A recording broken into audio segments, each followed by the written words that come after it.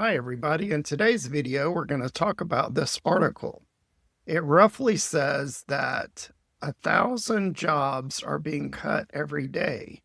Now, how does this relate to QA and software testing? Here's the thing. If you work in QA, you know that this is just not noise. The report here basically states that 142,000 jobs have been cut in 2026. So part of it is that in testing, there are obviously jobs that may be impacted by this. Now, if you look at this, 142,000 tech jobs, that is basically just the first few months of 2026.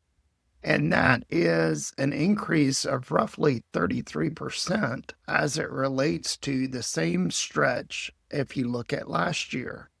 And it looks like this may generate close to 400,000 jobs that are lost in the tech world. Now, these aren't just smaller companies that are dying. These are companies like Meta, which recently cut 8,000 roles in May 20th, which is roughly 10% of the company. In addition to that, there was another one, TurboTax, cut roughly 3,000 jobs earlier in this year. So what you're going to say is, why is testing as a part of this?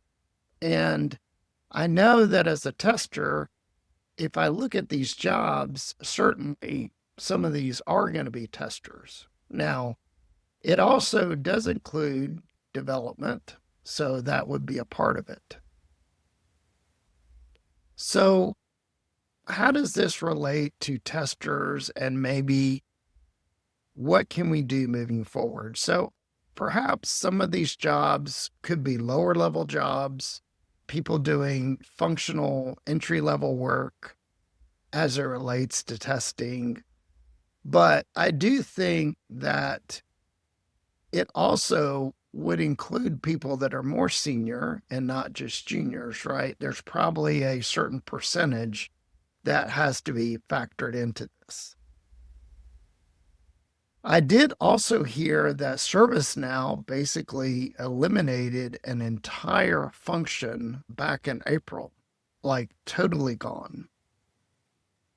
Now, the switch or the thing that you have to keep in mind as these companies are cutting costs, right? But they're cutting costs to also pay for the more expensive things as it relates to AI. So big companies, Microsoft, Meta, Alphabet, they've cut jobs, but it also means that they have to supplement and they have to pay for all this AI infrastructure. So in order to cut and pay for this infrastructure, you also have to be able to generate all this power, all this energy in order to support AI. So I think this is something important and something mindful that people have to basically come to grips. In order to fund AI, you're going to have to cut tech jobs and you're going to have to cut other jobs that are non-tech as a part of the organization. Now, there's no clause or nothing legal, no law that is going to require the company to tell them if AI caused the layoff or not. So I think this is going to get more and more interesting as time evolves in order to understand what's going on. However, I want to approach it from what I know and what I understand is that many of these companies are going to be rehiring. I've seen multiple situations where companies let people go. They realize that the AI can't support it. And then they've got to go ahead and hire some people back in order to get the work done because AI basically wasn't able to do it. Other situations where I've seen situations where they cut the QA staff, something happens in production, those are major problems, and then they have to bring the QA people back again because the AI wasn't able to take care or it wasn't mature enough. So those are things that you have to keep in mind, and these are things that I know and I understand. So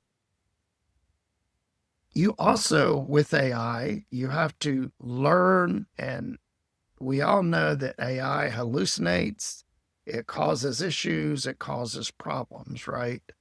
So, sure, AI can create 400 or 500 test cases. That's not a problem. But the 400 or 500 test cases that it's creating doesn't test something thoroughly. So there is a miss as it relates to these things, right? So I do think it's important to keep in mind something that I'm going to start actively looking at articles and figuring out and trying to understand what these companies are doing, how they're leveraging AI, how they're accounting for these costs as it relates to the infrastructure and other things. So, if you feel like this is interesting, please put some comments down. Please and subscribe to my channel. But I'm going to be looking at articles and doing research as it relates to tech layoffs or other things as it relates to AI.